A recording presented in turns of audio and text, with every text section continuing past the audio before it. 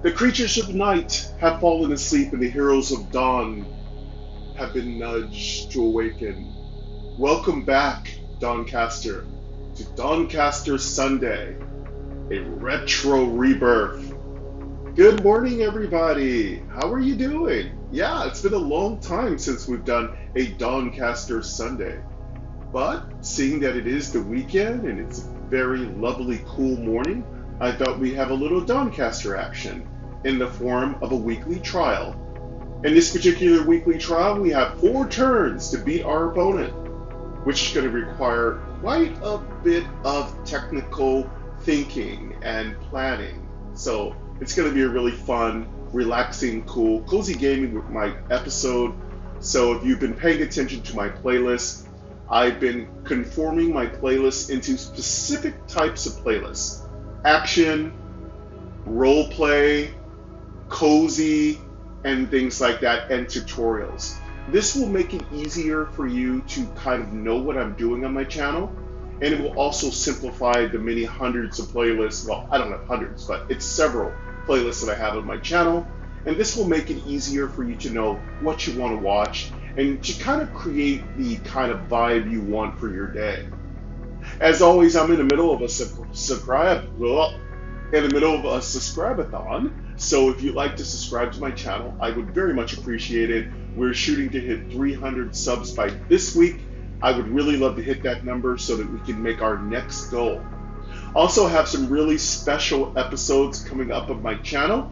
They're going to be really cool. We're going to be doing some dares. We're going to be doing some fun stuff. You'll get a chance to pick some things for me to do that might gross me out. Heck, you might even get to hear me puke or something. Who knows? But yeah, I'm going to be doing some cool stuff on my channel as part of our event circuit for our subscribe-a-thon.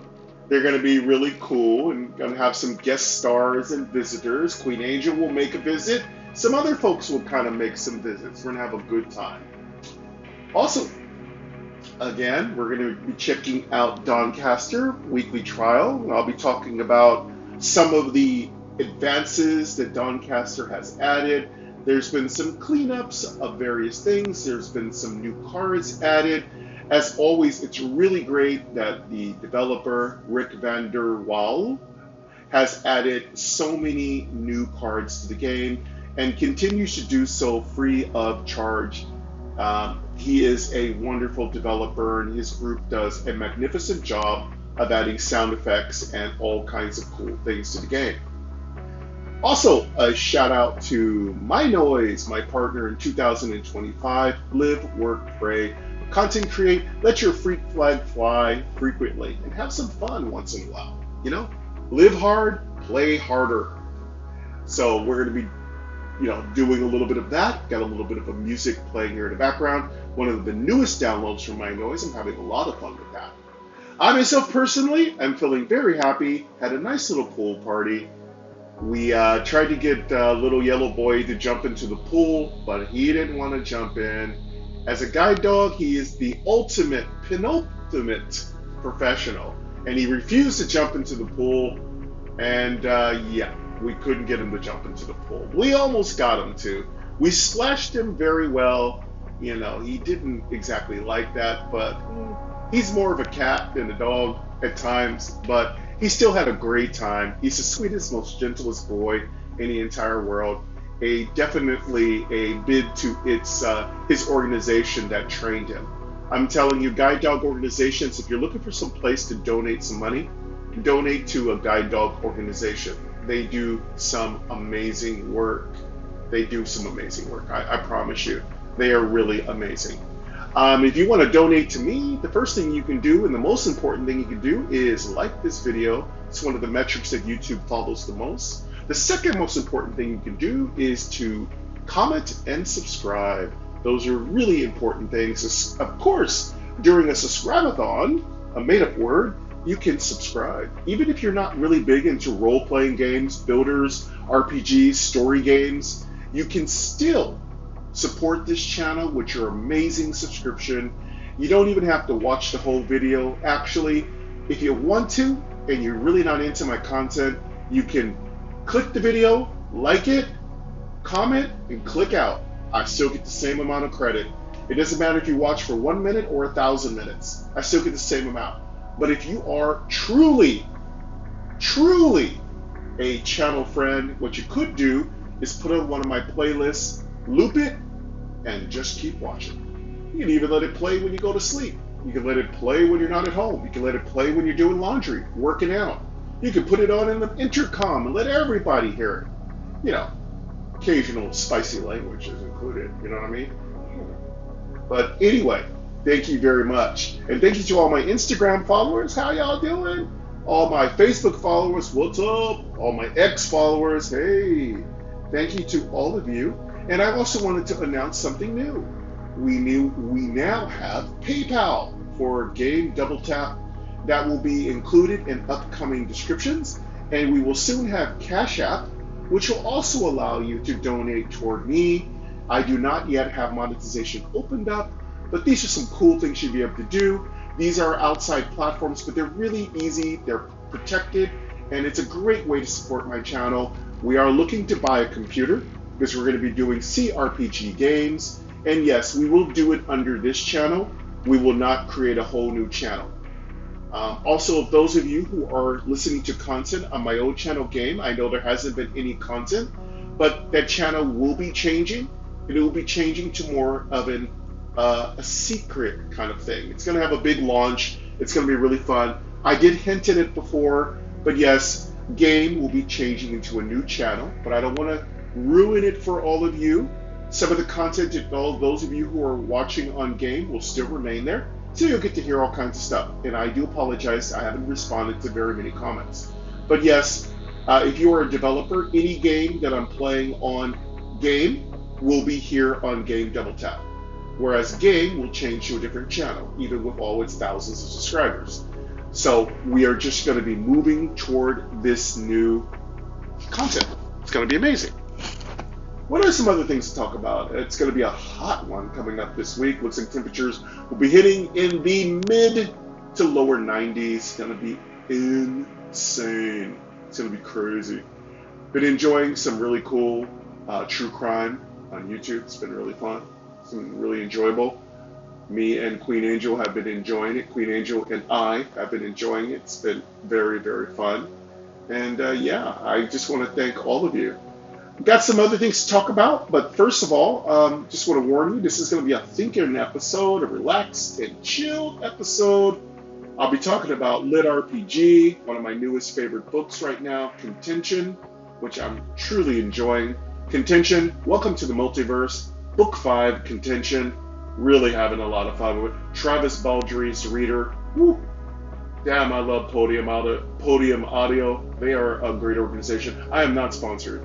They are awesome. I just love their books, and I love Travis Baldry. I love his reading.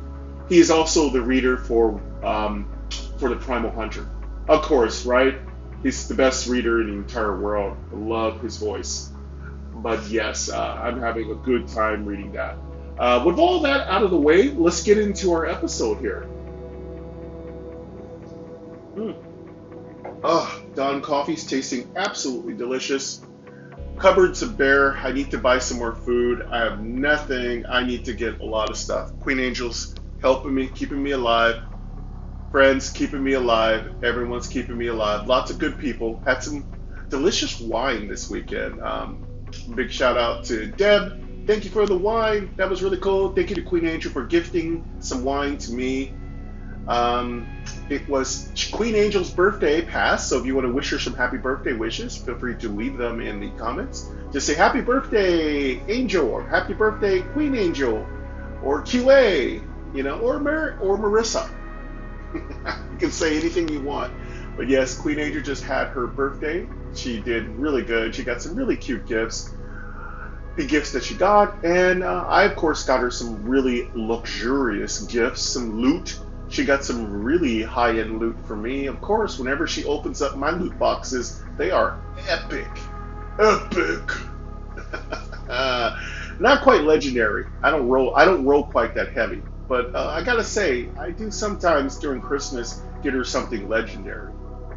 I gamify everything. You know what's up. Anyway, where are our boys here? Where are our boys here? I'm pulling up our boys. Oh, let's see here. I don't see where Luther. Oh, there's Luther. Luther's here, ready for our loot. All right, we pretty much have everything all set here. It's been a very, very, very busy week, as I mentioned. All right, so I am at the merchant right now, and what we are doing is deciding whether there are any cards that we can change. Now, this particular weekly challenge requires me to beat my opponent within 4 turns. However, I am not allowed to upgrade any card. So forget about the blacksmith, you can't upgrade all your basic attacks. If I could upgrade all my basic attacks, it'd be easy to beat an opponent within 4 turns. However, Rick's gonna make you work for it, so you cannot upgrade your cards. However, it did not say you couldn't change your cards. So what you're looking for is cards that you can change to make stronger. It didn't say you couldn't upgrade their rarity. Not that I know, though we're gonna find out for ourselves. I've already beaten the first zone. The first zone was the cemetery. It was a little hard because I need to beat my opponent within 4 turns. And I skipped the heavy little mini boss because it tends to take more than 4 turns to kill it. So I'm not really good at checking enemies' life, so I really just like to play it by ear. The whole point of this run is going to be we're going to need to kill monsters incredibly fast. At the same time, we're going to need to perpetuate healing and survive. Also, we're going to need to have damage, because one of the things we do is that we are going to be increasing our anger every time we deal damage. So there's a lot of cool things. Also, we're going to be looking for enchantments. Since we can't upgrade cards, we're going to be looking to enchant our deck so that we have more effects running at the same time. If you're a lit RPG fan, an enchantment is in lit RPG, though it's not very much used. For the most part, think of an enchantment as kind of like a title. Since titles are not in this game, I pretty much consider an enchantment. Well, a title would basically be an enchantment that has been imbued. So thank God this particular run, we are not precluded from imbuing, as far as I remember. Now, the first time I try to imbue and it says no, then you'll know I was wrong. Though there's no need to leave me a comment that says, you're wrong! I think that's juvenile, and it's asinine and annoying. If you're one of those people that thinks you need to say in every comment, you're wrong, please do us a favor. Take a long walk off with short beer. Oh, YouTube's not gonna like that. Okay, well, don't do that. Just be polite, please. Okay, spicy. Oh yeah, Runduck's like trolling like crazy. He's talking all kinds of stuff. Anyway, also I wanted to say I have some cool videos coming up this week during this sizzling summer. You might have noticed our beautiful thumbnails from Poyle. Thank you, Poyle. You're looking for an artist, you're looking to employ an artist, and you have the money, and you pay up front, half now, half upon completion, let me know. We do have our artist Poyle. Put you in touch with them. You can email me at gamedoubletap@gmail.com. The artist is always looking for some work, and of course, they are very, very good at doing thumbnails, and you are a person who needs somebody to do some thumbnails for you at a reasonable cost. You can talk to my artists, and I'll try to see if they can give me a business card and contact information, or if they have a website, I will get that information out to you all. As it is right now, I don't think they have all those connections set up yet, but in the future, if you like my thumbnails, the artist will be probably opening up into a small business kind of venture where they can offer you those services at a very good rate. And there'll be a discount code, because I'm going to take levels, I'm going to get levels up. There'll be a discount code, you'll be able to purchase those things. And of course, I do need to apologize. I do basically throw a commercial at you every time, and YouTube doesn't recognize it. Though I should probably tell you, of course, when I'm advertising for other things, that is a commercial. So I do want to respect you and let you know I I do advertise at the beginning of every one of my videos. It's only fair to you to tell you that so that you don't feel like, I'm just trying to pull the wool over your eyes, so to speak. Yes, I do advertise, but these are two very kind and wonderful organizations, people, and entities in my life which really help me. So I will mention things, and I try to mention things in a responsible way. But I just wanted to let you know, yes, I am advertising. But I'm not getting paid for those advertisements, so I'm not really making a big deal out of it.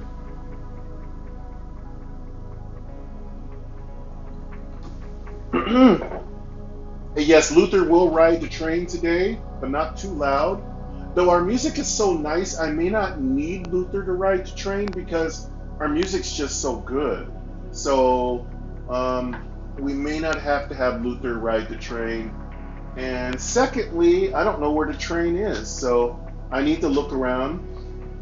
I don't know where the train is. And we're recording for about an hour today, also throwing that out. We have another sound maker. That's JoJo. So we have a new sound maker. It's a little toy that JoJo destroyed. So we do have a little toy. We have a new, like I said, it's a new sound. It's very durable. I don't see the train. I don't know where the train is. It's probably in my drawer.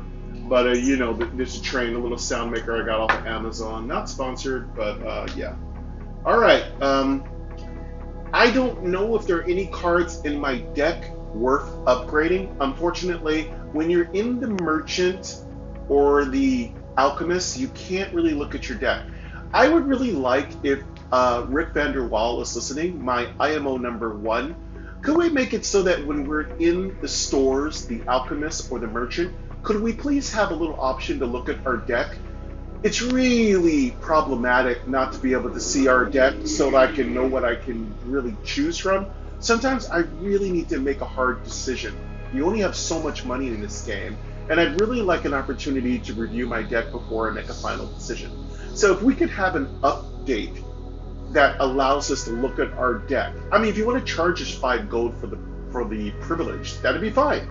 But I'd really love to be able to look at my deck before I make a final decision at any store. That would be really great.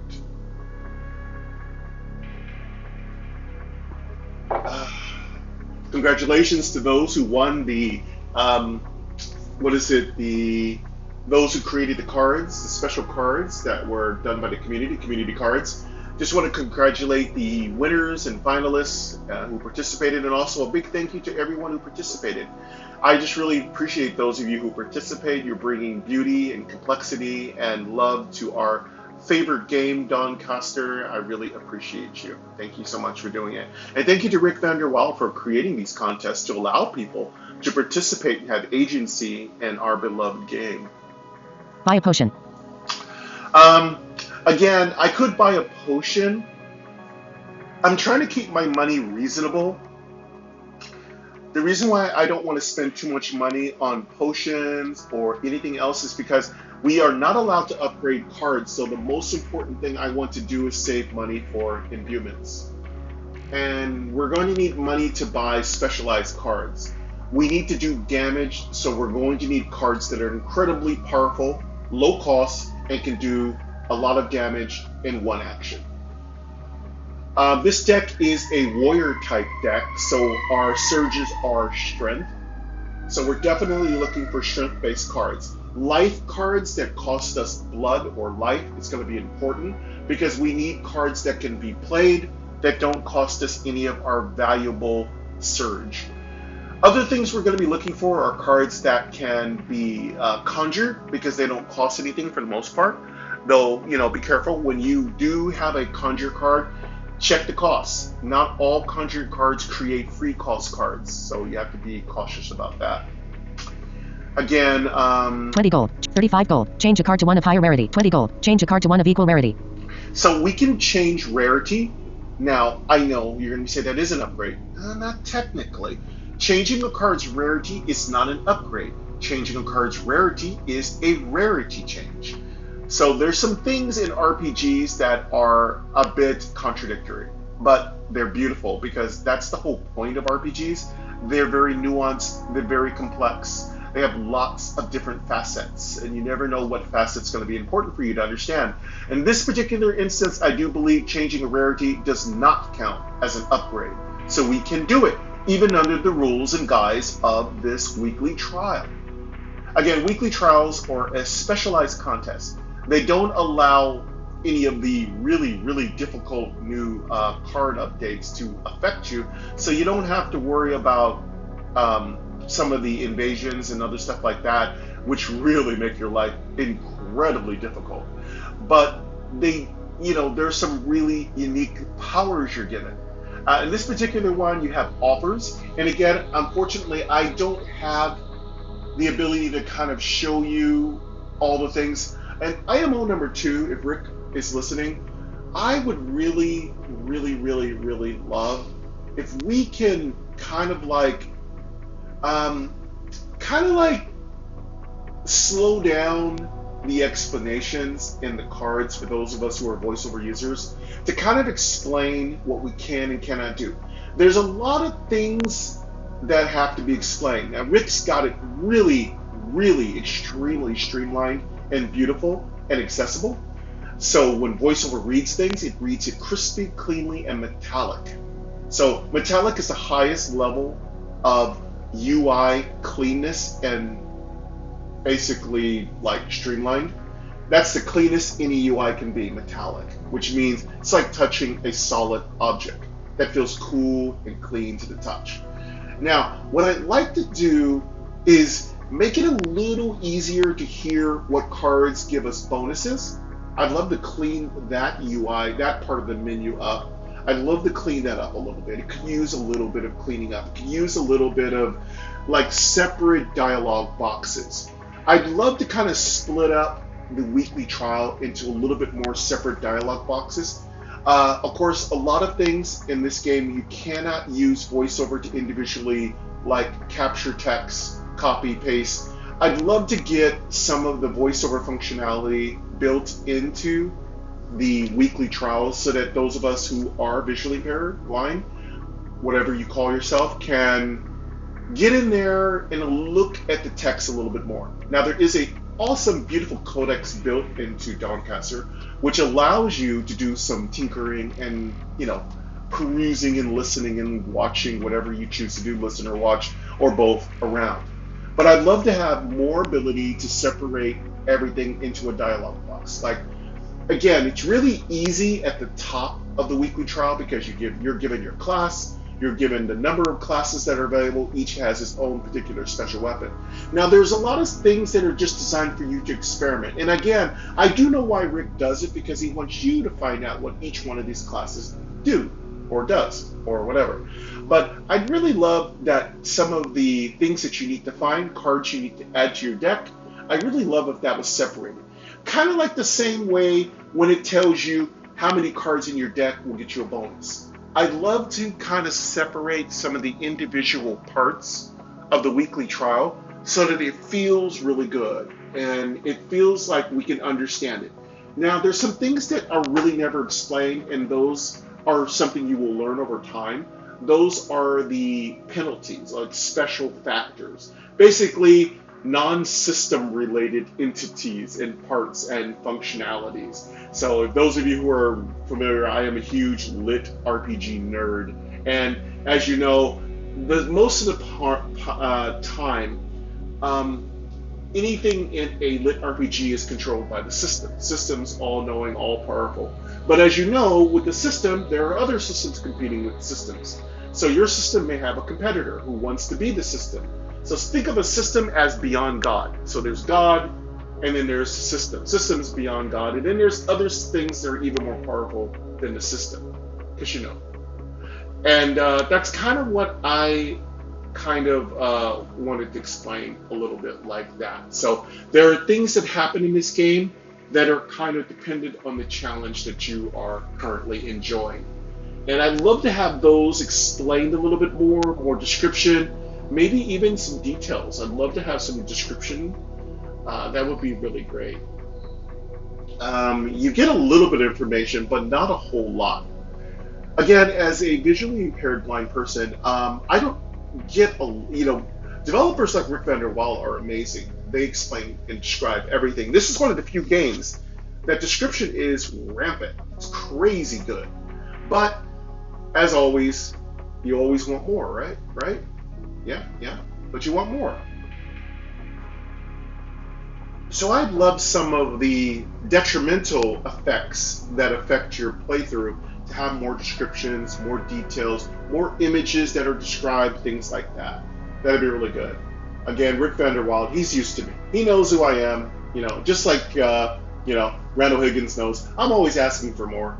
I'm always an advocate for the blind, visually impaired gaming community. Y'all know I want us to have everything. I want you, your beautiful self, to never feel stopped, disabled, or prevented from enjoying your true dreams. Because we are not disabled, we are amazing and awesome. And I don't mean that as, some people like to turn us into amusement park rides. I don't mean it like that way. I mean it like you have to accept who you are. You have to be who you are. The true happiness comes in what we have as blindness and visual impairment, as the acceptance of who we are, and that is the most important thing, because you can only truly grow once you have grasped and formed your foundation. Once you know who you are, that is the only true way you can grow and become greater than the sum of your parts. It's really important.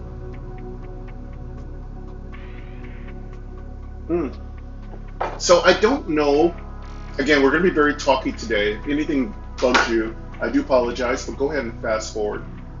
But I wonder if there's any card in my deck worth upgrading. Again, if we had that feature where I could look at my deck again, that would be really amazing. 35 gold. Lead. I'm going to leave this alone. Number one of the few little pro tips I'm going to offer this episode is pro tip number one. Make sure you have at least 100 gold before you get to the third zone. Before you get to the fourth zone. You're going to want to have the ability to imbue cards. That's going to cost you 100 gold. So you need to start saving up money at some point. It is okay to take a lot of damage to get money, as long as you have a way to heal yourself. Pro tip number two.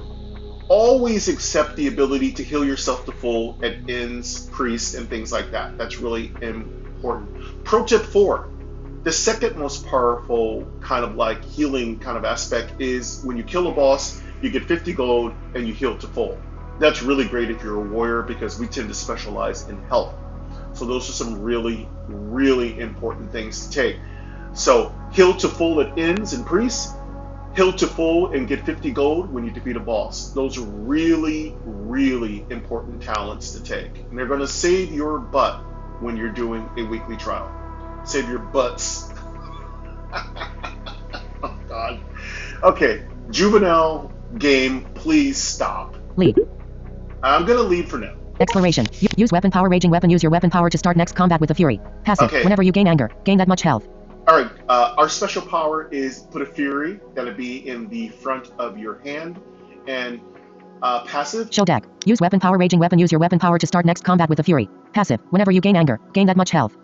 We have a really cool ability. Whenever we gain anger, we gain health. By the way, we'll be looking for benevolence. So benevolence, I'm sorry, I'm having trouble pronouncing that. Benevolence will give us an extra 2 health. Also, we can get War Priest. War Priest will add another 2 to 3 to that. So technically, we can get as much as 5 health every time we pop a Fury, or any kind of like anger effect goes off. If we really want to be sick and stupid, we can keep adding healing effects that make that even greater. For instance, if you don't kill the deer that's in a bear trap, but you heal it with a potion, which I strongly give you your pro tip 5, do not use up all your healing potions, because if you get that deer special event, that will give you +1 to all healing effects that occur, which makes us have a +6 to healing when we activate a Fury card. And by the way, you're going to lose 1 health for Fury no matter what, unless you come up with a talent that says you lose no health from Fury. And there's also other effects that make Fury give you even more healing, so you can get ridiculous banana pants. But again, that's for if we do multiple playthroughs or multiple parts. This would be part one, so I'm just giving you a heads up. If I do like this particular weekly trial, I'll do a part two. I can't promise I'll do more than 1 or 2 parts because at this point, I have so much to do. The weekly trials come every Thursday. I always want to do a new weekly trial. Now, you don't have to leave your weekly trial, but remember, every Thursday, anywhere around the mornings, you're going to get a new weekly trial. So every Thursday, TCG Thursdays, you know what I'm saying? Which Dawncaster is a marquee player in, you will get a new weekly trial. So unfortunately, I don't often finish my weekly trials. Now, I know there's some ways around this. Probably there's ways to save your particular weekly trials. You can play it when you want. I don't know. But for the most part, I don't finish my weekly trials. And I'm too strong to kill off really quickly. But IMO number 3, Rick, I'd love it if there was a way to surrender our game and receive the points that we've accumulated for that particular run. That would be really cool. So that when you're like ready to do a new weekly trial, you feel so sad when you lose all your points, your fate shards. You lose those fate shards when you can't in your play. For instance, when you die, you get a certain number of fate shards. You are given certain rewards. You get rewards for that previous thing. So that's really the thing. I can't really do multiple runs because runs take so long. I'm not done with them. I mean, some of my runs take a whole week because I'm doing that well, and I'm thinking, and I'm improvising, and I'm playing, and I'm having a good time, and I'm writing cards down, and I'm learning how to play with them. It would be really great, Rick, if we could cancel a run or surrender and receive points. I mean, don't penalize us for doing that. It's our run. If we kill ourselves off or we surrender, it's the same thing, right? We don't need to penalize ourselves. We don't need to gamify it even more. Like, don't be the evil system, Rick. Don't be the evil system. He knows I'm just kidding. Folks, don't worry. Rick knows. We are, he's a good chap. But anyway, I'd love to be able to surrender my play. Now, you can overwrite. If you are looking for the technical parts of the game, you can overwrite any gameplay. Rick made that really easy to do. You can always overwrite your gameplay. But I want to surrender and get my points so I can start a new weekly trial. So that's my IMO number 3. You didn't know you're going to have like 3 or more IMOs already. So I'll try to put it in the title. Whenever I get to being very talky, I'll try to make sure you know that we're just chilling. I'm doing IMOs. Whenever you hear chill, cozy, IMO, it's talky game. So, you know what's up. I do believe I'm going to let you listen to some quick music, and I think I'm going to refill my coffee because my coffee is almost done. So, Luther is not riding the train because I must have put the train away.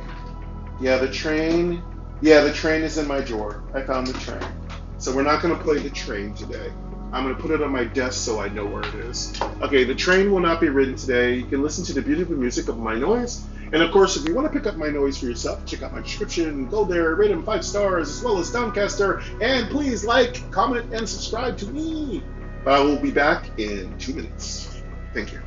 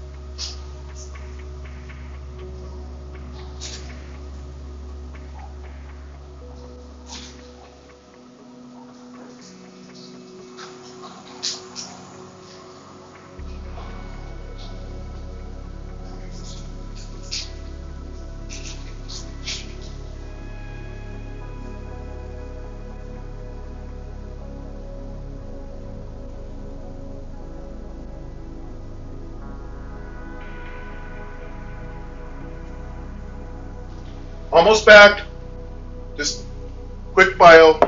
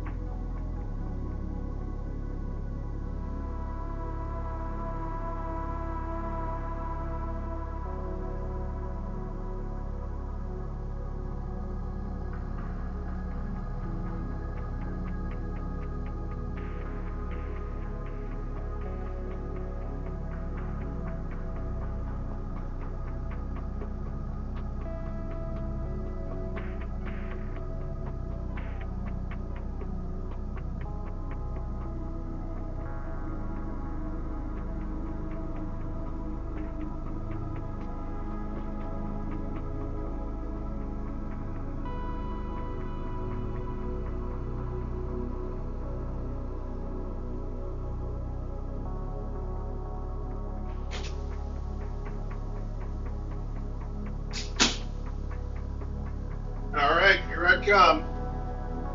Luther, don't do that. No. I don't want you to do that. We'll talk about it later.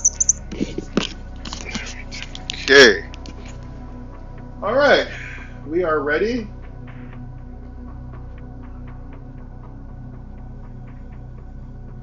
I know I talked a lot, so I will extend the episode. I know y'all know I love to talk. Let's see how much time we have left. I started with a timer of an hour and 5 minutes. The timer time is 0 hour 24 minutes. Oh, we're fine. 20 seconds. Don't want these cozy episodes to get too long. Again, if you want to watch my Cozy Gaming with Mike playlist, it's my primary playlist right now, put it on loop, and I would shuffle. Loop and shuffle. Yeah, well, you'll keep playing episode after episode, because why would you want to listen to anybody else but me? You know? Most likely a no. Oh! Yes. Okay, there's my counter.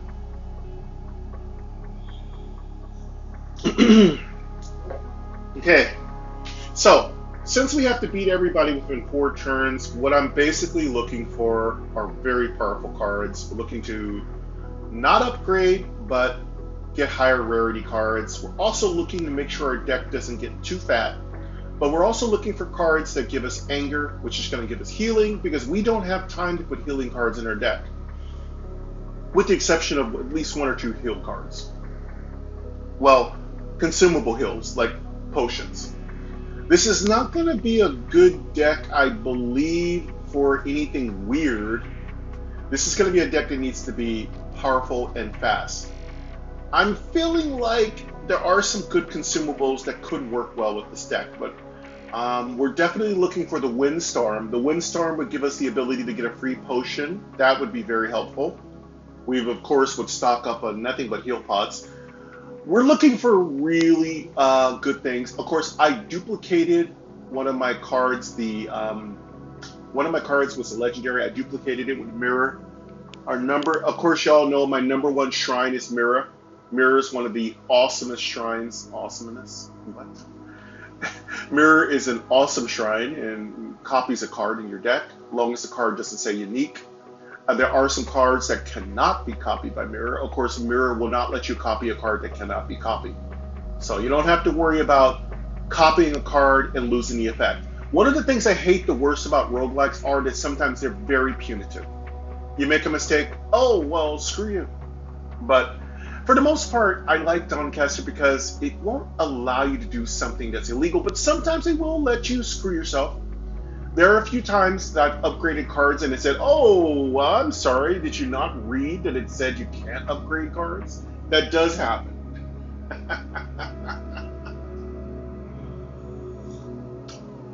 Again, you learn to pay attention to even the smallest detail in a roguelike. Strange carvings, strange marks are carved onto the trees around you. Alright. we got, okay, so we can go find Julius. Enemy aura. First strike. This creature attacks campsite. A brief respite from the perils of adventure. We can heal ourselves up. Crimson tracker, there you are. Boss been looking for you. We can deal with the Crimson Tracker. Of course, we're in the second zone. Deal with the bandits. A quest given to us by the leader of, that city that we stop at the second zone. Between the first and second zone. What I think we're gonna do here, we have these choices. Let me check our health. Campsite ape, enemy aura, strange carvings, use weapon power rage, show deck, player health 74. Our health is 74. I think our maximum health is about 100. I think what I'm going to do is I'm going to heal. Show deck. Use weapon power raging, strange carving, strange mark, enemy aura. Campsite a brief respite from the perils of adventure. Campfire a warm fire and campfire a warm fire and remove a card. Heal 20%, rest, heal 20%, rest, remove a card. Heal 20%, you heal 20 health. Exploration. Use weapon power raging weapon, use your weapon power to start next combat with a fury. Passive. Whenever you gain anger, gain that much health. That brings our health to 94, which is really good. I love to be near max health. Pro tip 6, keep your health as high as possible. And if there's an opportunity to increase your max health, do so if it's not going to overall affect your power creep. And that's important. Strange carving, strange marks are carved onto the Crimson Cannoneer campsite. A brief respite from the pair. Crimson can strange carving, strange marks are carved onto the trees around you. Let's check our money first. Use weapon show deck. Cards currently in deck 18. Oh, IMO number 4, Rick. When it's hard, you're not told how much money you have left when you're a visually impaired person at the shop. It doesn't tell you how much money you have, so you don't know how much money you have to spend or how much you're shorting yourself. I really love it when you go to shops where money is involved, that I'd be able to know how much money I have. There's no reason why I can't look into my coin pouch and know how much money I have. It's really frustrating that you don't know how much money you have left or how much you have to spend. That's one of the frustrating things. I know there's something there that would tell you. Maybe what it is I need to go into my player info. I think that's a problem I just solved. What? Yes. I just solved my own problem. But I don't know if you can go into your player info when you're in a shop. Does anybody know? If you know, leave me a comment.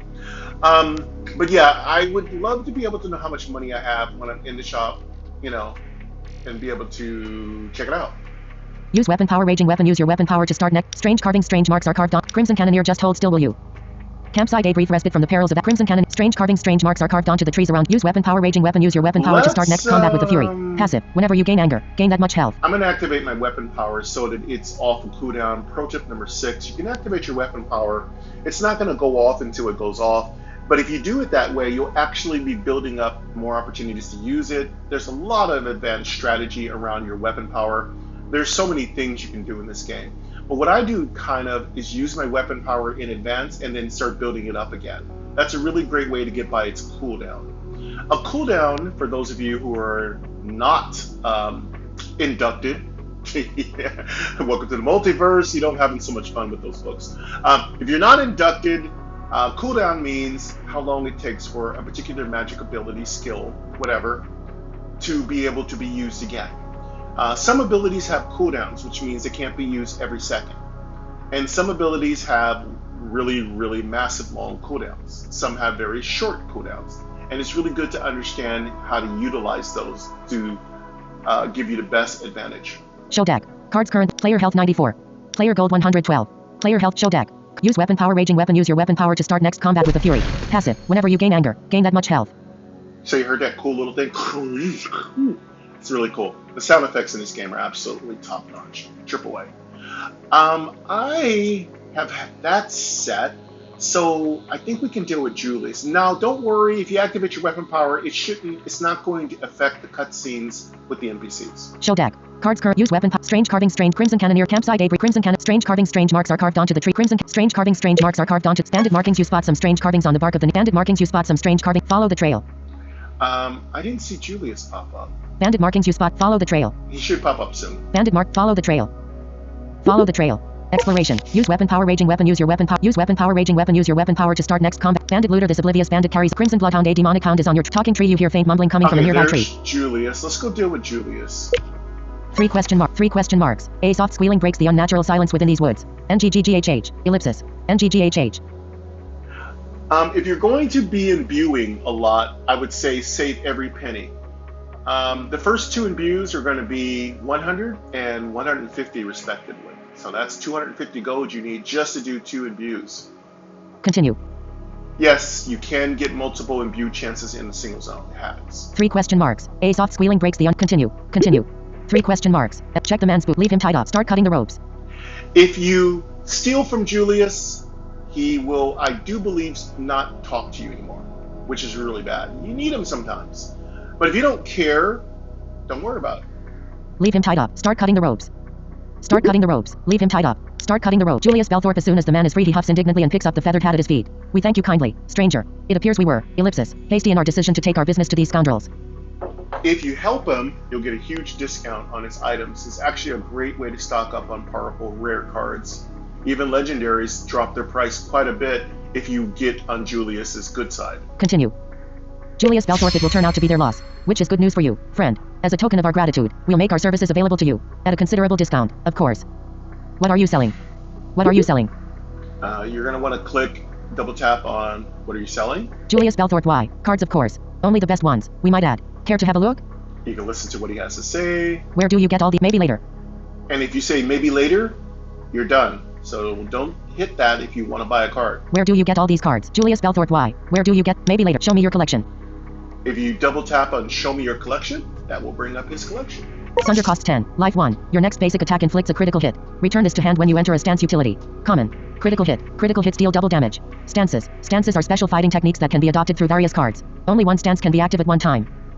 Sunder is a very powerful card. This is really one of my benchmark cards for whenever I do. This is again a weekly trial I've done before. I'm going to be combining all of my Dawncasters into one giant playlist. It's going to be the Dawncaster playlist. Again, because Dawncaster is epic. It's just part of who my channel is. It's really, really important to me. And Rick Vanderwall has been a partner and a friend and has definitely supported my channel. We've had a few little moments where the music was copyrighted, but that's pretty much, important for artists to get credit for the work that they do. So that's how things work. But for the most part, Rick has always supported my channel, always given me incredibly positive feedback. And I've never had any trouble. Whenever I needed a question answered, I've been able to go to the Discord of Dawncaster, which I encourage you to do so as well, and get my questions answered. And they are very blind friendly. So if you're wondering about that, yes. Swift Strike costs 10. Deal 3 damage. Return this to your hand after entering a stance melee. Common. Swift Strike is going to be really important too, because this is a zero cost card and will return to my hand when I operate a stance. Having at least one stance in this deck could give us more opportunities. Remember, we need to kill our opponent within 4 turns or we lose. Chasm costs 10. STR 1. Deal 4 damage. Deals extra damage equal to your foe's stagger melee. Common. Stagger. At the start of your turn, take damage equal to half your stagger, then reduce your stagger by an equal amount. I don't know if we have time to set up chasm combos. Those are good. They can be powerful. Furious Recovery costs 20. STR 1. Gain 1 rally and shuffle up to 1 Fury card. S. From your discard pile into your deck upgradable utility. Uncommon. Rally. Whenever your opponent plays a card, gain health equal to your rally. Then lower your rally by 1. Upgradable. This card can be upgraded and improves the card in unusual ways. Fury. Gain vertical line number sign. Card value. +1 number sign vertical line anger. Take 1 damage. Draw a card. Okay, this is a card we already have in our deck. And you heard that word upgrade. We're not allowed to upgrade cards. So we can't really use this card in its upgraded form. Its upgraded form is quite OP. Courtly Manners costs 10. Int STR 1. Perform 1 for each type of energy you have. 0 utility. Common. Perform. Increase your current performance by X, or start a new performance. We do not use Int as a warrior, so we'll skip over this card. Prayer costs 10. Gain Holy. Vary a card divine. Common. Vary. Removes the top card of your deck from combat. Holy. Holy energy. Holy can be spent on powerful divine cards. I don't want to become a paladin. IMO number 5. I'd love to have paladins opened up as a class to play. There's so many ways to become a paladin. Why not just make a full paladin class? That'd be amazing. Sharpening Stone costs 20. Neutral 1. 1 use. Upgrade the next basic attack you play by 2. Grounded utility. Uncommon. Treasure. This card is part of the treasure pool and can be found through various events. Grounded. Grounded cards can't be altered, copied, or imbued. This is not going to work because you can't upgrade cards in this trial. Reaping Strike costs 10. Dex STR 1. Deal 3 damage. This card has life drain while you are below half health melee. Common. Life Drain. Cards with Life Drain restore health. Health equal to the damage they deal. Reaping. Reaping lowers the target's maximum health equal to the damage it deals. This is not going to really work for us. We don't use dexterity. Dance of Blight costs 10. Life 1. Gain Ritualist and 1 potency. Completing a performance returns this to hand. Upgradable. Heavy utility. Common. Potency. Afflictions you inflict deal extra damage equal to your potency. Perform. Increase your current performance by X. Or start a new performance. Upgradable. This card can be upgraded and improves the card in unusual ways. Ritualist. Your next performance this turn starts a ritual instead. I don't want to really get into, I like to think of it as spirit singing, for those of you who like Welcome to the Multiverse.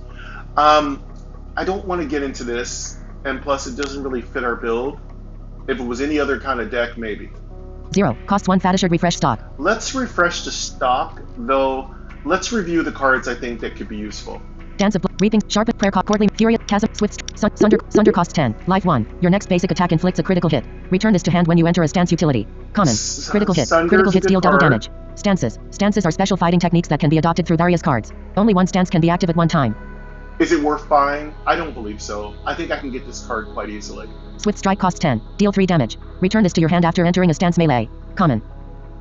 This is a great card, but I think I can get this card on my own easily. So let's go find out what's on the second page. Chasm, Fury, Courtly, Prayer cost, Sharpen, Reaping, Dance of Blood, 0. Cost 1 Close Merchant costs 1 Fatisher, 0. Cost 1 Fatishered refresh stock. You lose 1 Fatishered. Julius, I'll show you the special stock. There's one little thing you should understand. When you want to go to the second page on the merchant, you're going to have to spend one of your meta credits. It's one of your meta currency pieces. It's a fate shard. It's going to cost you 1. It's very inexpensive, but that will allow you to see a second page. Now, one of my biggest complaints is that the second page isn't necessarily great. Sometimes it's worse. So it's like gambling. I'd really love to have a ability to increase the goodness of the second page. It would be really great if we could pay for a meta upgrade for those of us who are holding on to thousands of fate shards. Would it be really cool if we could make the second page a much better chance of having better cards? That would be really, really cool, because it gets kind of redundant that you go to the second page and it's just another list of pretty dull and weak cards. Wouldn't it be awesome if we could just put fate shards, or if we can put metagame progression points into getting a better second page from merchants? That would be really, really cool. Close Merchant costs 1 Fatishered. Cursed Strike costs 10. Dex STR1. Make a basic attack inflict a random affliction with 3 stacks utility. Common. Cursed Strike is actually a really great card. Giving your opponent effects is really nasty, but we don't have the time, really. Totem Strike costs 10. Dex STR1. Make a basic attack. Increase the effect of all your totems by 1 utility. Common. Totem of Carnage. Start of turn. Gain enchantment stacks. I'm Anger. gonna skip Totem over of this Defiance. one. Start of turn. Vile Sacrifice costs 20. Imp STR1. Destroy a card in your Shatter costs 10. Imp STR1. Deal 4. Calm to Hunger costs 10. Imp STR1. Deal 5. Served Hot costs 20. STR1. While in this stance, inflict 1 burning and gain 1 momentum whenever you play an ingredient utility. Uncommon. Burning. At the end of the turn, take 1 damage per stack of burning. Stances. Stances are special fighting techniques that can be adopted through various cards. Only one stance can be active at one time. This could be a good card if we actually lean toward food. If we could do our master chef kind of ability, that could end opponents really quickly. If you get the correct deck, fire can kill your opponent fast, but will it kill them in 4 turns? It's unknown.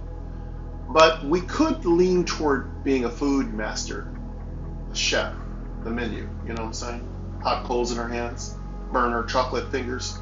But this is, again, not kind of how this deck works, but food decks can bring Furies up, because you have Demon Blood, well, you know, the demon food item, Demon Wing, forgot what it's called, but yes, food decks can bring up a lot of fury or anger by consuming food that creates anger. And that could empower our deck a great deal. And food is always free to use for the most part.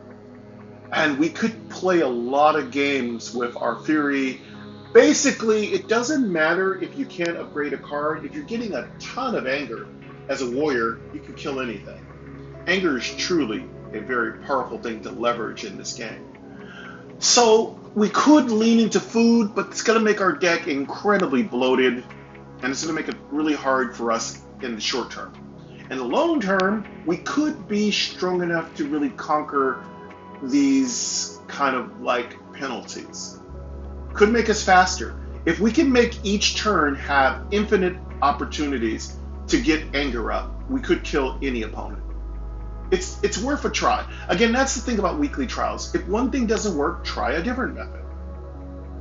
Blood for blood costs 20. STR1. Draw a card, convert its cost to blood and inflict bleeding equal to its cost. Charges 3/3 melee. Uncommon. Bleeding. When dealt damage, take 1 additional damage per stack of bleeding, then reduce bleeding stacks by 1. Blood for blood is okay.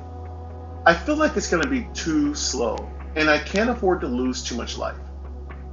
Let's go on to the next card. Vengeful Assault costs 10. Neutral 1. Deal 6 damage if Holy was spent. Play a basic attack from your discard pile ranged. Common. Echo. Cards with Echo are cast twice when played from your hand. Rampage. Cards with Rampage gain double the damage bonus from anger. This is good. Okay, it's good on a couple levels. Number one, it echoes, so it plays twice. When we activate it, it plays twice. Number two, it takes advantage of Rampage, which means cards that do more than 10 damage. It means that cards, it benefits from anger. All right, let's hear it again. Blood for blood. Vengeful Assault costs 10. Neutral 1. Deal 6 damage if Holy was spent. Play a basic attack from your discard pile ranged. Common. Echo. Cards with Echo are cast twice when played from your hand. Rampage. Cards with Rampage gain double the damage bonus from anger. Okay, another thing to keep in mind, this is a range card, so it's really good if you're a hunter. There's a lot of things to unwrap here. Again, I'm thinking about my next playthrough of this particular challenge because I might play a hunter, if it's available.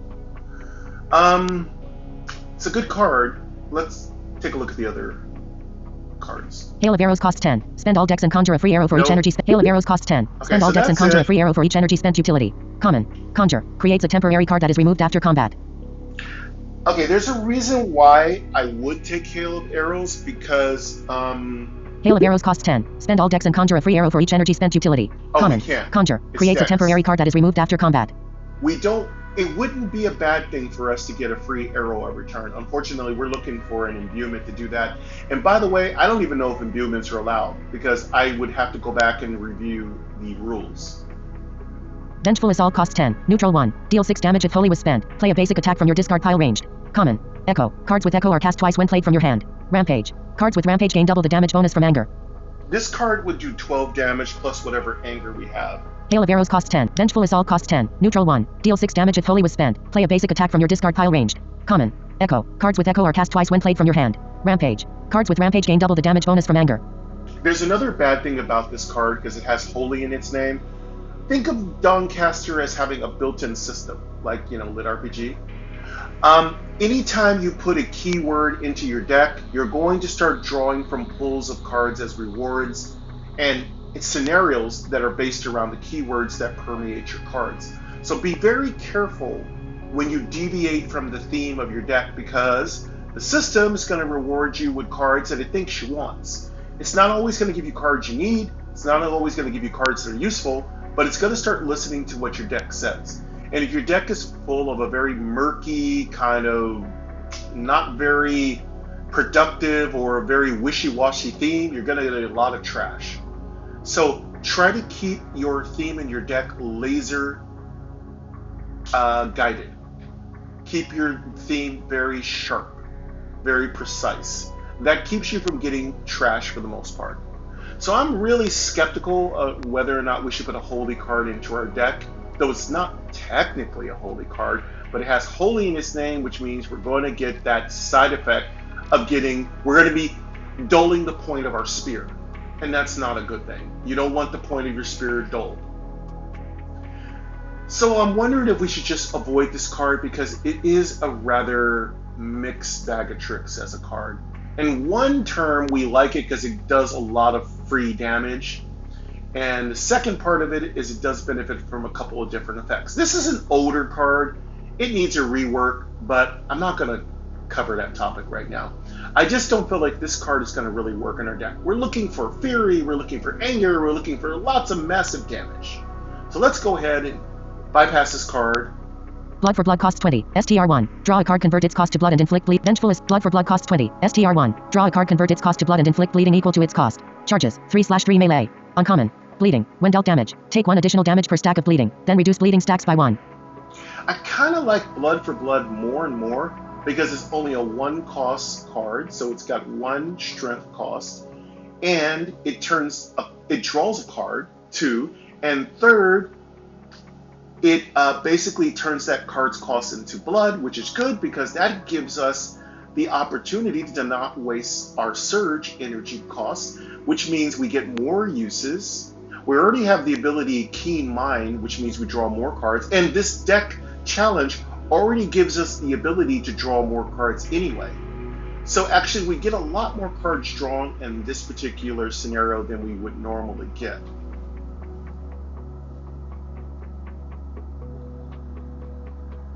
So what I feel is this card could be useful.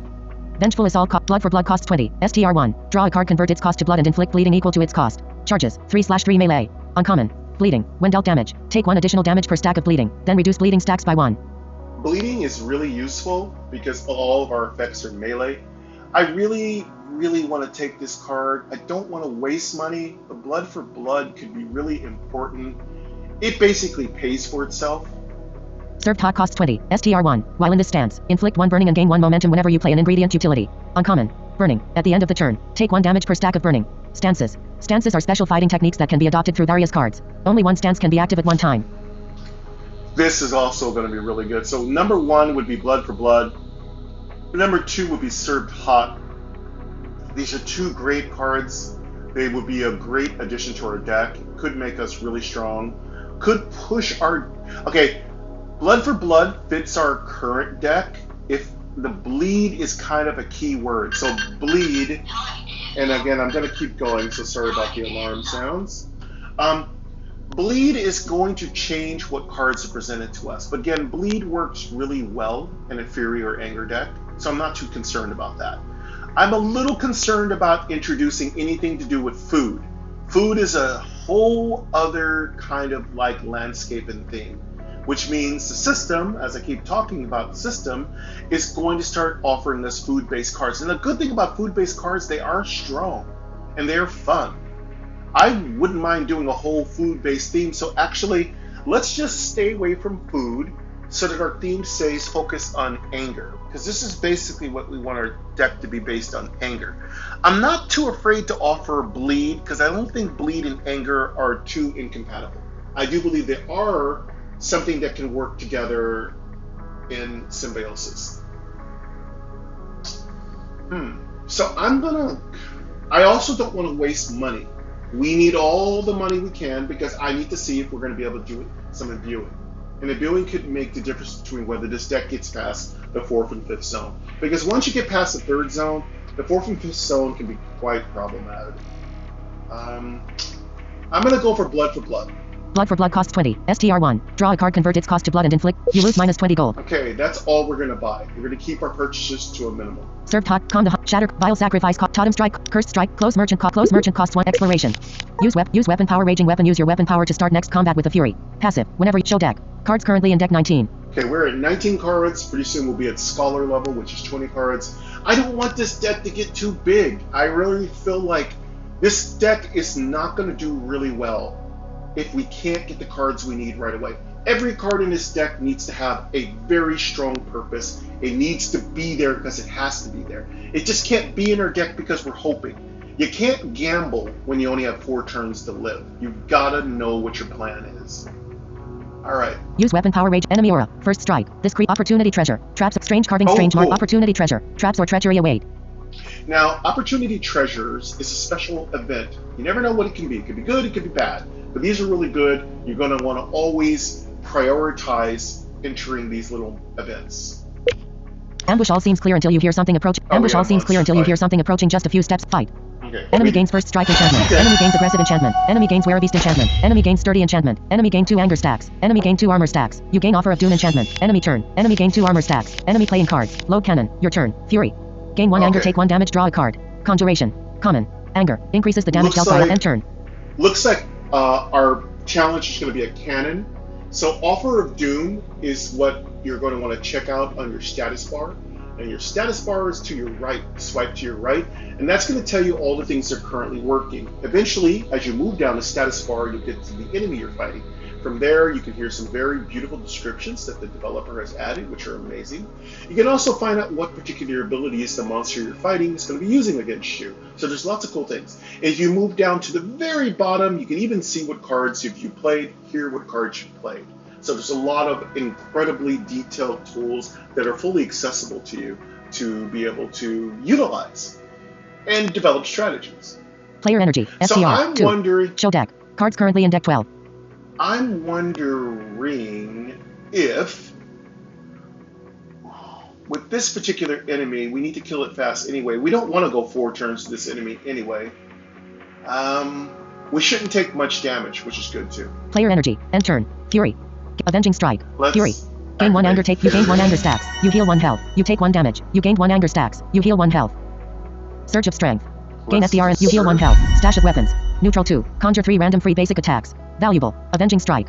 Take 3 damage. Play a basic attack from your stash of weapons. Neutral 2. Conjure 3 random free basic attacks. Valuable. Item. Rare. Treasure. This card is part of the treasure pool and can be found through various events. Conjure. Creates a temporary card that is removed after combat. Valuable. This card adds double its merchant value to the final score.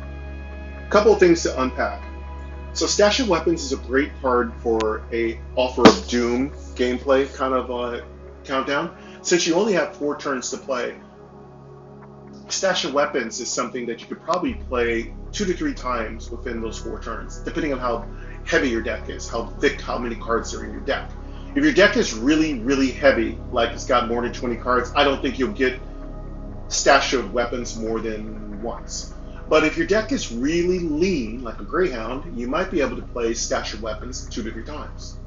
So what I'm feeling like I want to do is get the cost of Stash of Weapons down to 1, even 0. So what are we looking for here? We're looking for Shrine of Levity. That's a cha-ching. Where's my cha-ching? Yeah. Shrine of Levity is going to be a really great shrine if we can find it. You know, make it like Douglas's wings, right, Douglas? Very light. We need some light wings. We need to bring... I think of Levity as wings. We really need to bring the cost of the cards in our deck down to 0. This is a great opportunity, if we could find it, to get Cursed Cube. That particular weird little curse thing. It turns cards cursed, but it also can reduce their card cost down to 0. If we can get the Cursed Puzzle Box, Cursed Puzzle Box could be absolutely phenomenal in this deck.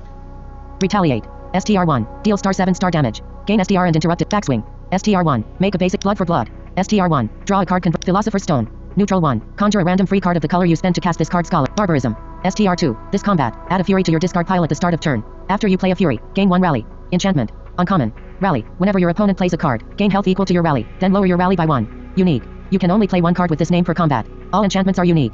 Fury. Gain vertical line number sign. Card value. +1 number sign vertical line anger. Take 1 damage. Draw a card. We have a lot of opportunities here. Barbarism is one of our enchantments. Now, enchantments are cards that activate throughout your play.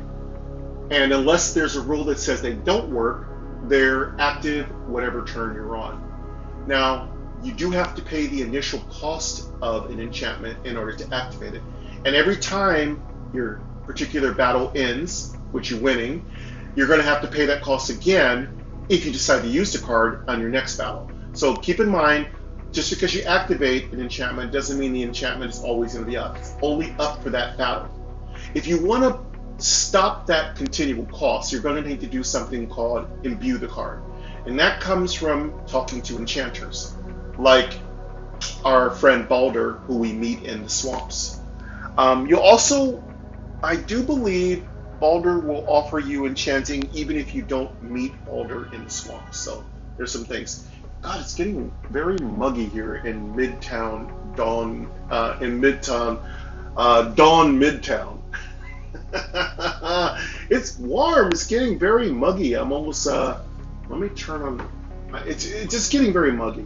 I'm gonna turn on my fan. It's getting super muggy. I am feeling warm, and it may be also because I'm drinking a lot of coffee.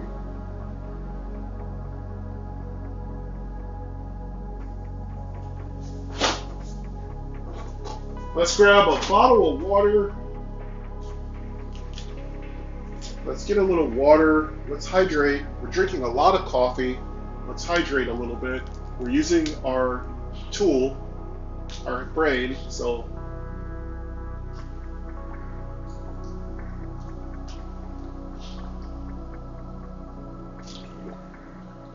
let's cool off our brain a little bit here. There we go. That feels better. Okay, I feel much better. All right, now we have a fan on. We got cool water running through our system. Player status. Offer of Doom. Stacks 3. You are slain at the end of your 4th turn. Player status. Anger. Stacks 2 increases the damage dealt by actions by 1 per stack of anger. Enemy status. First strike. This creature attacks first in combat. Enemy status. Aggressive. This creature starts combat with anger equal to your level. 2.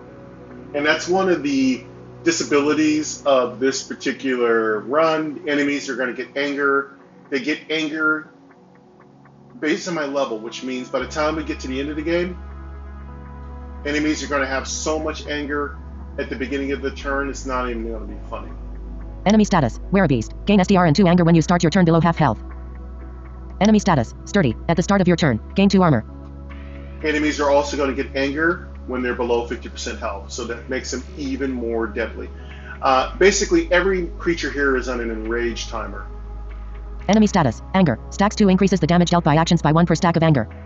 Enemy status. Armor. Stacks 2 when dealt damage. Take 1 less damage per stack of armor. Armor. Enemy name Crimson Cannoneer. Enemy health 46. Enemy energy 0. Enemy hand. Other. Enemy description just hold still will you. A stout, bearded humanoid wearing elaborate armor and clothing reminiscent of a dwarf or gnome. The figure carries a large, glowing cannon-like weapon on its shoulder. Its beard is long and braided, and it wears a pointed hat. The character's clothing features intricate designs and multiple belts, suggesting a mix of craftsmanship and utility. The massive firearm implies advanced technological capabilities, possibly blending magic and machinery. The figure's stance and expression convey a sense of determination and combat readiness.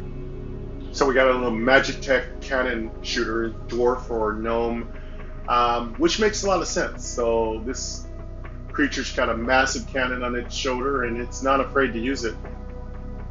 Press for detailed enemy information. All right, so we know what we're dealing with here. I deal with cannoneers all the time. Those of you who watch my Dawncaster know the cannoneers are not a big problem. You just have to kill them really quickly. If you let them go for several turns, the damage you do is just not worth even fighting them. If you're going to let them do 40, 60 points of damage, they weren't even worth fighting, because you're not going to get your money's worth out of that fight. They don't drop very good loot, in my experience. Enemy status. Player status. Offer of Avenging Strike. Character info. Character info. Player health 96. We have 96 health. We are increasing our health little bit by little bit, so some of the improvements we're making to our deck are helping. What I feel like we're going to do here is just be very cautious. I'm going to see if I can do as much damage as I can. There's one good thing to keep in mind. We get 1 anger every time we deal damage, so we want to delineate our actions down to very, very quick, free actions, because that's going to give us a ton of anger. By the 3rd turn, we should be ready to kill any opponent, and then we have 1 more turn after that to kind of mop it all up. Show deck. Cards currently in deck 11. Player energy. STR. 3. End turn. Avenging Strike. Take 3 damage. Play a basic attack from your discard pile. Stash of weapons. Neutral. Avenging Strike. Take 3 damage. Play a basic attack from your discard pile. Memorized. Action. Common. I memorized this card, and it actually came memorized, excuse me. I'm not liking Avenging Strike. I feel like I want to change this card. Now, I can't upgrade it, but there's no reason why I can't change it. Maybe to turn into something better. Stash of weapons. Neutral 2. Conjure 3 random free basic attacks. Valuable. Item. Rare. Treasure. This card is part of the treasure pool and can be found through various events. Conjure. Creates a temporary card that is removed after combat. Valuable. This card adds double its merchant value to the final score. Okay, there's one more problem. I don't want our hand to get full. If you can't put any more cards in your hand, I gotta tell you, you're gonna get punished. The cards that don't fit in your hand are just gonna disappear. You don't get them. They don't get removed from your deck if they're part of your deck. What I mean is you don't get to use them. They don't get to go into your hand. So you gotta be careful and make sure you know how much your hand size is. By the way, it's easy to tell what your hand size is. Go to your player info.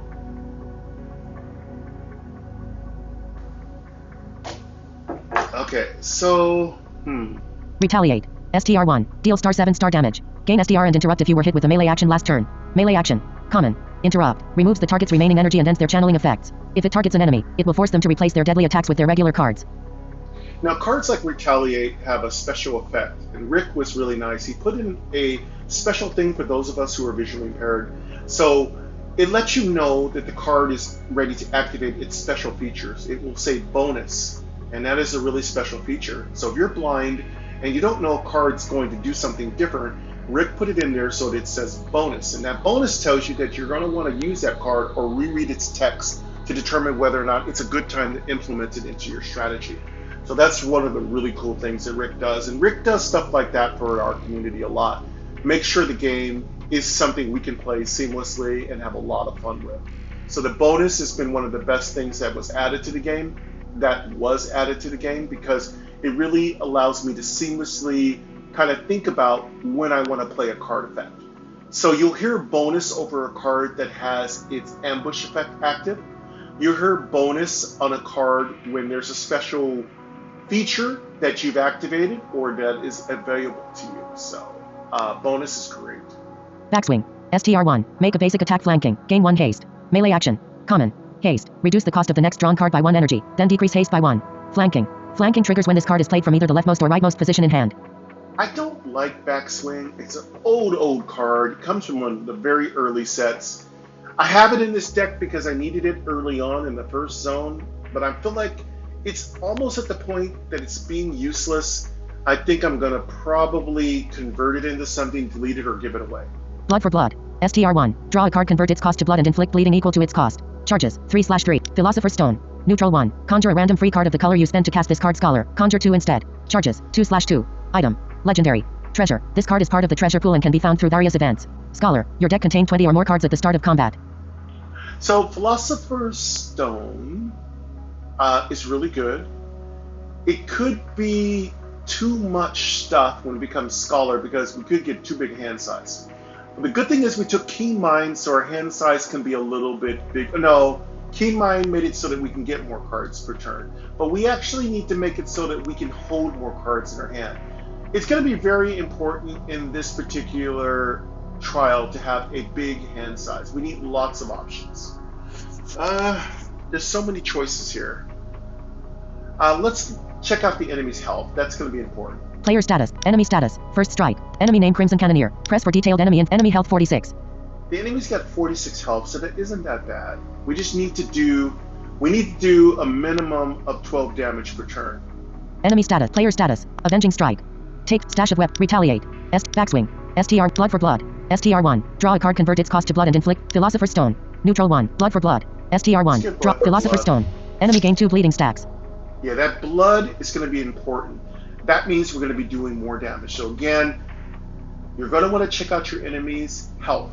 It's max health.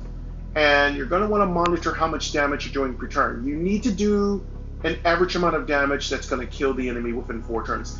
Everything in this particular trial depends on you knowing how much damage you can do a turn before your 4th turn ends. Because when your 4th turn ends, it doesn't matter, you will die. You die. It doesn't matter if you come back to life, you're still dead.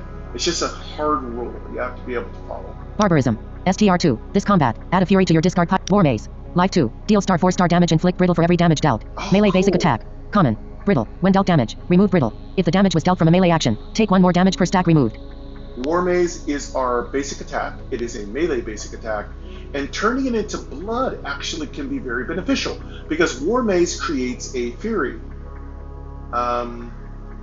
Barbarism. War Maze. Life 2. Deal star 4 star damage. Inflict brittle for every damage dealt. Melee basic attack. Common. Brittle. When dealt damage, remove brittle. If the damage was dealt from a melee action, take 1 more damage per stack removed. The other good thing is that it produces something called brittle. So brittle's a really good effect. Whenever an enemy gets brittle, it takes 1 more damage when you attack it with a melee or a ranged attack. And if you are hitting it with a melee attack, it takes twice the amount of damage for each brittle. So brittle's really going to help us compound the damage. Barbarism. War Maze. Life 2. Enemy takes 2. And that was really good. We're doing good. Let's check out the damage. Avenging strike. Player status. Off. Enemy status. First. Enemy status. Enemy name Crimson Cannoneer. Press for detailed enemy health 41. Okay, we did only 2 damage because it also had a shield. It had armor up. But and again, we can't upgrade our basic weapons. Now, if this was a regular playthrough, I'd have my War Maze already up to maybe +2 or +3. That was good. We did damage, so we got anger. That's good. Enemy status. Player status. Avenging strike. Take 3 damage. Play a basic attack from your discard pile. Memorized. Action. Common. Stash of weapons. Neutral 2. Conjure 3 random free basic attacks. Valuable. Item. Rare. Treasure. This card is part. Retaliate. STR1. Deal star 9 star damage. Gain STR and interrupt if you were hit with a melee. Backswing. STR1. Philosopher's Stone. Neutral. Barbarism. STR2. Short bow. Deal star 7 star damage flanking. Shoot a random arrow instead. Range basic attack. Common. Sunlands. Deal star 7 star damage if holy was spent. Conjure a virtue and gain 1 seal. Firecast. Divine basic attack. Enemy takes 1. Sunlance is cool. We're getting a lot of anger. Again, we want as much anger on our first turn as possible. Everything in this deck is going to depend on how much we can front load the anger. Player status. Offer of Doom. Seer's Orb. Inflict 3 Doom when foretold. Increase the enemy gain 3 Doom stacks. End turn. I don't like Seer's Orb for this particular build. It's not doing physical damage. I don't think Doom is even considered damage. It only is damage once the enemy takes damage from the effect of its debuff. So we don't get any anger. Avenging strike. Take 3 damage. Retaliate. Backswing. Philosopher's Stone. Neutral. Barbarism. STR2. Short bow. Bonus. Deals. End turn. Enemy takes 9. You gain 1 anger stacks. Beautiful. You heal 1 health. Enemy gain 2 burning stacks. Now that its armor's gone, and again, range attacks are going to be very effective against the cannon. Avenging player status. Offer of enemy status. First enemy name Crimson Cat. Press for detailed enemy info. Enemy health 24. Yeah, we knocked its health down by quite a bit. Now it's down to 24 health. We got this enemy killed, but again, I'm breaking the process down so you can kind of hear what I'm thinking about. Enemy status. Player status. Off avenging strike. Character info. Player health 98. Show deck. Player energy. Okay, we got no more energy left, so we're looking for 3 cards. End turn. Avenging strike. Take 3 damage. Play a basic attack from your discard pile. Memorized. Action. Common. I don't think we have any basic attacks in our discard pile. Retaliate. STR1. Deal. Backswing. STR1. Make. Philosopher's Stone. Neutral 1. Barbarism. STR2. Player status. Offer of Doom. Stacks 3. You are slain at the end of your 4th turn. Equips could be very important in this deck, so we're definitely going to try to get Crimson. What's that equipment card? We're definitely looking for card Gilded Gauntlet. We're going to need that card. We're looking for Potion Sash. The sassy little Potion Sash could be really good. Parafamiliar would be good. Pixies would be good, but they could be a little slow. We're not really going to have time to see the enemy's deck. We're looking for cards that are giving us lots of free uses. Okay, let's we're out of Surge. Avenging strike. Character info. We're out of energy. Character info. Player health not show deck. Player energy. End turn. Enemy turn. Enemy gain 2 armor stacks. Enemy playing cards. Light the fuse. Enemy takes 2. Your turn. Okay, End turn. Should be able to kill him on this turn. Furious recovery. STR1. Gain 1 rally and shuffle up to 1 fury card. S. From your discard pile into your deck upgradable. Action. Uncommon. Rally. War Maze. Neutral 2. Deal star 8 star damage. War Maze. Neutral 2. Deals Philosopher's Stone. Neutral 1. Conjure a random free card of the color you spend to cast this card. Scholar. Conjure 2 instead. Charges. 2/2. We have Item. Philosopher's Legendary. Stones. Treasure. This card is part of the treasure pool and can be found through various events. Scholar. Your deck contains 20 or more cards at the start of combat. We're going to want to get these down to 0 energy costs, and we're going to keep 2 of them in our deck. I just really feel they're going to be important. I also am going to be experimenting with turning conjured cards into permanent cards, because we do have a way to do that with this deck. Reprisal. STR1. Deal star 9 star damage. Add any damage you took since your last turn. 0. Persistent. Melee action. Crushing blow. STR2. Deal star 19 star damage. Frenzy. Gain STR and draw a card. Rampage. Melee action. Yeah, Common. Frenzy. Frenzy is active when you take Surge of Strength. Gain STR. You heal 1 health. War Maze. Neutral 2. Deal star 8 star damage and inflict brittle for every damage. Player status. Offer of Doom. War Maze. Neutral 2. Crushing blow. STR2. Deal star. War. Enemy takes 17. You gained 1 anger stacks. You heal 1 health. Yeah, it's going to be down to very little health, so we just need to do a little bit more damage, and the Cannoneer is dead. Reprisal. STR1. Deal star 10 star damage. Add any damage you took since your last turn. 0. Persistent. Melee action. War Maze. Neutral 2. Deal star 9 star damage. Inflict. Reprisal. STR1. Deal star 10 star damage. Add any damage you enemy takes 10. You get victory. Next. There we go. Single cost cards are being very valuable. Single cost cards are better than even our War Maze because we can spread the damage. We also are doing individual damage, which gives us more anger. So that is really good. I think we're going to wrap up this episode, but let's check out what the rewards are. Show deck. Cards currently in deck 19. Player health 100. We also got our health up to 100, which is really good. We're getting our healing up. Our healing is starting to improve, which gives me some hope that we're going to have a really strong deck here in the future. Show deck. Cards currently in deck 19. Next. Let's find out what our rewards will be. You gain 3 gold. Select a card to add to your deck. Skippable. Skip rewards. All right. Player gold 95. Enemy status. Belly bomb. STR1. Deal 6 damage. Inflict stagger for each damage dealt. Your sated increases the damage. 0. Melee action. Uncommon. Stagger. At the start of your turn, take damage equal to half your stagger. Then reduce your stagger by an equal amount. The problem with Belly Bomb is that it introduces 2 more things. It introduces food and it introduces stagger. Stagger and food, their synergy is not that great. I'd love a future food card that includes stagger. That'd be really awesome. Then these 2 could work together really well. Belly Bomb, it's okay. It's a good card. It was introduced in one of the updates. I forgot exactly what expansion it was introduced in, but it's okay. I don't often use it in my food deck. I still think it needs a little bit of a tuning up. It could use a little bit more benefit. But again, it's a tool. It's a component. So components are meant to be played as a whole. One component's not going to be more powerful than the other. So some components, depending on what deck you're making, are going to be more important than other components. Living Fort. STR1. Gain fortified. The next time you take damage during your foe's turn, gain an equal amount of armor. Action. Uncommon. Armor. When dealt damage, take 1 less damage per stack of armor. Armor fades at the start of the turn. Fortified. Your armor doesn't fade at the start of next turn. Living Fort is a great card, but it's not a card we would need in Offer of Doom. Offer of Doom, we need to beat the enemy within 4 turns. We don't have time to build ourselves up with armor games. We need to kill them right away, or at least have a plan. Stone Nova. STR1. Gain 2 armor. Repeat for each other type of Nova card you play this combat. 0. Action. Common. Armor. When dealt damage, take 1 less damage per stack of armor. Armor fades at the start of the turn. And Stone Nova is going to be even more useless for us because it's a low level card, it's common. We're not looking for 2 armor. We don't really need it. There's plenty of cards that are much better than Stone Nova that can provide us armor. On top of the fact that we need to kill the enemy. We don't need to be building ourselves up. We're not going to survive. The key is to get as much points as we can get. So obviously, I wouldn't really want to add this card to the deck. Also, we're looking for a maximum of 22 cards in this deck, so we don't want to add useless cards. So for the most part, out of the 3 options here... Living Fort. Belly Bomb. Enemy status. Belly Bomb. STR1. Belly Deal 6 Bomb damage. is probably Inflict stagger for each damage dealt. the best. Your sated It's not increases the even damage. 0. Melee action. Uncommon. Stack. Enemy status. Burning. Stacks 2 at the end of the turn. So Take 1 damage we're per stack of skip all burning. these. Enemy status. Enemy status. Character info. So none of those cards are really good. And again, I can't stop voiceover from talking. I don't have 2-finger touch control, so I don't have the precise controls to make the audio not overtalk it. The one bad thing about being a blind visually impaired content creator is that I need voiceover to know what's going on and to discuss it. However, we both can be talking at the same time, which can be kind of disruptive to how you listen to my videos. Unfortunately, it's one of the disadvantages, but as long as I explain to you what's going on and I take the time to let voiceover talk and then I talk, at least we're not like competing with each other.